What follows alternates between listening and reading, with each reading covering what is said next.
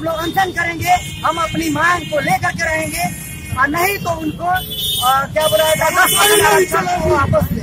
अगर 100 भाई है तो एक एक रोटी एक एक भाई को मिलना चाहिए। ये जो स्वर्ण आरक्षण लागू किया गया इसके बारे में आपका क्या राय है? सबसे पहले मैं इस भारतवर्ष की धरती पर तमाम बहुजन मूल निवासियों को मैं क्रांतिकारी अभिवादन पेश करता हूं और विशेष रूप से भारत की जो प्रधानमंत्री नरेंद्र मोदी गवर्नमेंट है वो क्लियर है, वो पाखंडवादी की गवर्नमेंट है, मनुवादी की गवर्नमेंट है, पूंजीवादी की गवर्नमेंट है।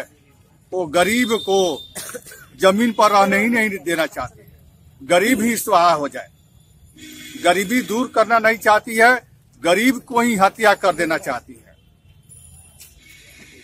अगर तुमको गरीबी से अगर प्यार है, निष्पक्ष भावना से ईमानदारी से जमीन पर उतरो, अगर माई के लाल हो तुम तो, और ईमानदारी से संख्या के अनुपात में सब किसी को हिस्सेदारी दो।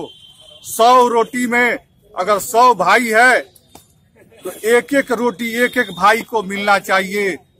मानवतावादी के नाते नहीं रहेगा स्वर्ण, नहीं रहेगा बहुजन। मानवतावादी के हिसाब से जो हिस्सेदारी है ईमानदारी से दे दो, इसी में तुम्हारी भलाई है।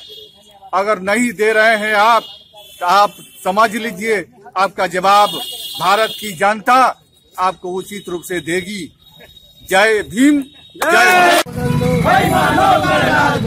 बहुजन एकता जिंदाबाद जिंदाबाद जिंदाबाद मुर्दाबाद मुर्दाबाद।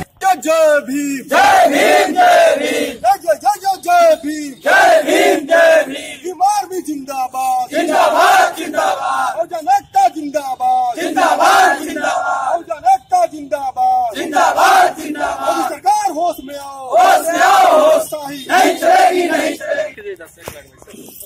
आप सब ये विरोध मार्च क्यों निकाले थे? सवर्ण आरक्षण के विरोध में ये विरोध मार्च निकला हुआ है। जो सवर्णों का आरक्षण की जरूरत नहीं है, पूर्व से ही वो विकसित है, इसलिए हम इस सवर्ण आरक्षण का विरोध कर रहे हैं। आप सब मोदी केंद्र सरकार से क्या मांग करना चाहते हैं? हम लोग केंद्र सरकार से ये मांग करना चाहते हैं कि जो 10% स्वर्णों के आरक्षण दी जा रही है, क्या मोदी सरकार को यह पता नहीं है कि पहले 100% में 49% में सिर्फ सारे बिरादरी को रखा गया है और ऑलरेडी 51% उनको दे दिया गया है। क्योंकि हम इसलिए कह रहे हैं कि जब 49% में जब SC, ST, OBC के बच्चे जब जनरल कैटेगरी में जाते थे अधिक नंबर लाके, अब उनको नहीं जाने दिया जा रहा है, अब उनको 49% में ही रखा जा रहा है। आप जरा ये बताइए कि 85% लोग सिर्फ 49% में ही रहेंगे और पहले से 51% उन लोगों को मिल रहा है, 10% और मिल गया, 61% उन लोगों को मिल रहा है। मेरे भाई मैं ये पूछना चाहता हूँ आप लोगों से, हम लोग इतने पढ़े लिखे नहीं है, अनपढ़ है, लेकिन एक छोटी सी बात को समझ सकते हैं कि अगर हमें 100 रोटी हो और 100 भाई हो तो एक एक रोटी हर भाई को मिलना चाहिए। हमें आरक्षण नहीं चाहिए, उनका भी आरक्षण बंद करो, लेकिन जनसंख्या के आधार पर यदि वो 15% है तो उनको 15 रोटी दो, हम 85% है तो हमें 85 रोटी दो।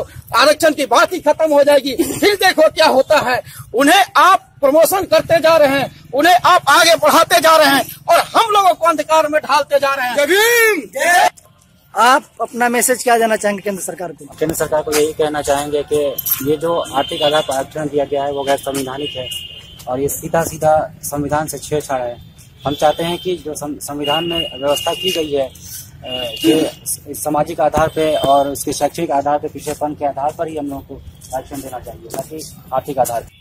हम केंद्र सरकार से यही कहना चाहेंगे, ये जो संविधान में छेड़छाड़ बार बार ये सरकार कर रही है, ये बंद करे और जो जनसंख्या के अनुसार जिसकी जितनी संख्या है उसके अनुसार वो आरक्षण लागू करे।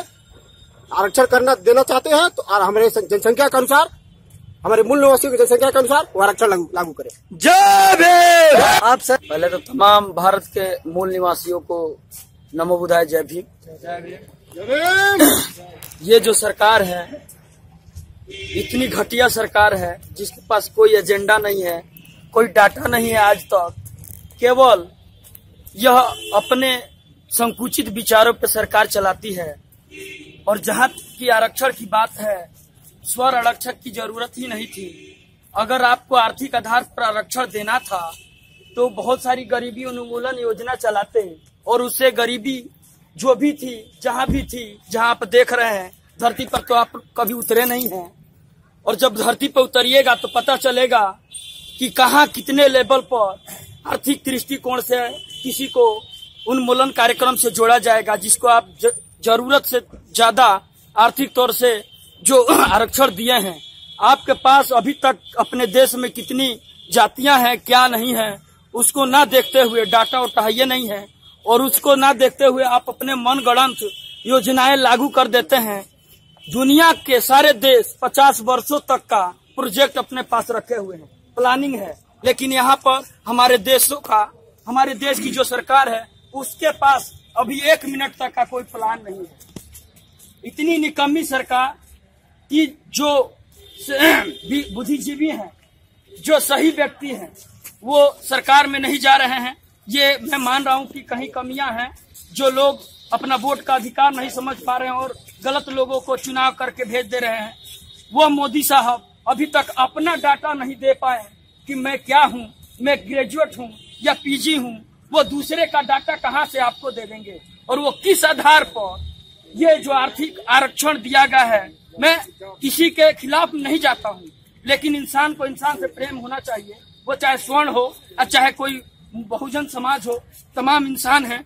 हर व्यक्ति के लिए सोचनी चाहिए, ऐसी सरकार होनी चाहिए। लेकिन वहां बैठे ये अंधाधुंध आंख मूंद कर आंख होते हुए अंधा है ये सरकार। आर्थिक आधार पर जो आरक्षण दिया गया है उससे पहले कोई योजना चलाई जाती कि गरीबी उन्मूलन होता, बहुत सारा प्रोजेक्ट चलाया जाता, लेकिन यह निकम्मी सरकार के पास अपना प्रोजेक्ट नहीं है कि कब हम नहाएंगे और कब क्या करेंगे। अब इस ऐसी सरकार को 2019 में हमारा पूर्ण बहुजन समाज यह शपथ ले रहा है बाबा साहब की कि ऐसी धज्जियां उड़ाने वाले संविधान की सरकार को उखाड़ कर फेंक देंगे। जय भीम। नाम क्या हुआ सर? हमारा नाम हुआ आचार्य रवि, सीवान से हैं हम, भीम आर्मी। अध्यक्ष जी, आप क्या कहना चाहेंगे? जी, मैं यही कहना चाहूंगा केंद्र सरकार को कि ये जो भी लागू कर रही है, जिस तरह संविधान के साथ छेड़छाड़ कर रही है, पहले नोटबंदी कर दी, अभी आकर के एक दिन में लोकसभा से पास हो जाता है, एक दिन में राज्यसभा से पास हो जाता है, कहीं बहस नहीं होती है। और हमारा समाज आज एक निवाले के लिए तरस रहा है, और ये उन लोगों को आरक्षण दे रहा है जो लोग पहले ही से जिम्मेदार हुआ करते हैं लोग। उन लोगों के 10% सवर्णों को आरक्षण दिए हैं। ये हमारे जितना संख्या उसके भी अनुपात में हमारी आरक्षण नहीं है। और इतना दिन से मोदी सरकार 5 साल होने को है, ये नए नए जुमले पढ़ते रहे और आज आकर के ऐसे समय पे ये अपना फैसला लिया है जिसमें हमारे कोई भी पार्टी, राजनीतिक पार्टियां हमारे सपोर्ट में नहीं है। हम अपने भीम आर्मी टोटल बहुजन समाज अपना आवाज उठाएगा और मोदी से बोलेगा कि आने वाले समय में 2019 में तुम्हारी कहीं भी तुम दिखाई नहीं दोगे। हर राज्य से 5 राज्यों से तुम गए ही, आने वाली जितने भी राज्य में चुनाव होगे वहां से तुम्हारा पत्ता गुल होगा।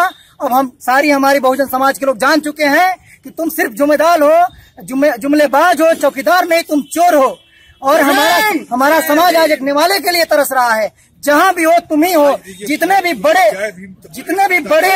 बड़े पोस्ट पे तुम ही बैठे हो। और हम लोग तो आज तुम 57% जगह पे आज भी बैठे हुए हो, हर जगह पे तुम बैठे हुए हो, और उसके बाद भी तुम 10% आरक्षण उनको दे दिए हो। हमारी तो ऐसे ही हमारी आने वाली पीढ़ियां पीछे हो गई। यही मैं कहूंगा और इसको घोर निंदा करूंगा। और ऐसी संविधान विरोधी सरकार को हम कभी भी नहीं मानते और ये कभी भी नहीं चलेगी। आने वाले समय में गिरेगी। जय भीम। जय भीम। चैनल सब्सक्राइब करने के लिए सब्सक्राइब बटन पर क्लिक करें, नोटिफिकेशन के लिए बेल आइकन प्रेस करें।